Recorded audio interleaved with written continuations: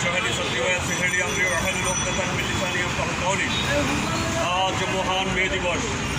এই দিনে আমেরিকার শিকাগো শহরে শ্রমিকদের ন্যায্য মজুরির দাবিতে শ্রমিকরা যখন আন্দোলনের রাস্তায় নামে তখন মালিক পক্ষ তাদের উপর গুলি চালায়, অনেক শ্রমিক হতাহত হয়। সেই দিন থেকেই সারা পৃথিবীতে মে দিবস পালিত হয়। শ্রমিকদের সম্মান করে, শ্রমিকদেরকে উৎসর্গ করে এই দিবসটি পালিত হয়।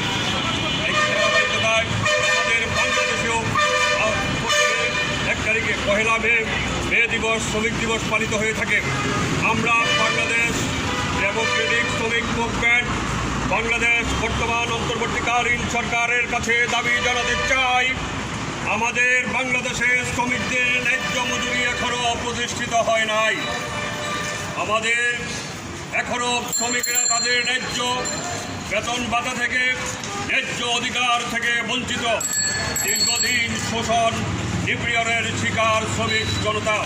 সুতরাং আজকে সময় এসেছে 5 আগস্টের গণ অভ্যুত্থানের পরবর্তী সময়ে বর্তমান অন্তর্বর্তীকালীন সরকারের কাছে আমাদের দাবি, শ্রমিকদের ন্যায্য অধিকার ফিরিয়ে দিতে হবে।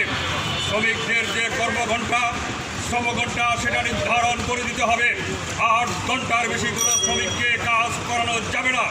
যদি কোনো শ্রমিককে 8 ঘন্টার বেশি কাজ করা হয় তাহলে তাকে অতিরিক্ত টাকা, তাকে বোনাস দিতে হবে, অতিরিক্ত টাকা প্রদান করতে হবে।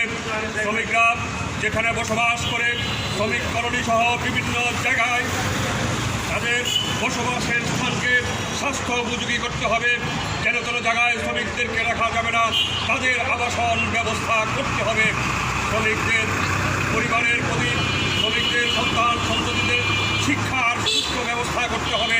আজকে দেখা যায় অর্থের অভাবে, সহযোগিতার অভাবে অনেক শ্রমিকের মেধাবী সন্তান শিক্ষার আলো থেকে বঞ্চিত হয়। এই মেধাবী ছাত্রগুলোকে যদি আমরা সহযোগিতা করি, সরকার যদি সহযোগিতা করে, তারাই একদিন এদেশের কর্ণধার হবে এবং এই দেশ পরিচালনায় নেতৃত্ব দিবে।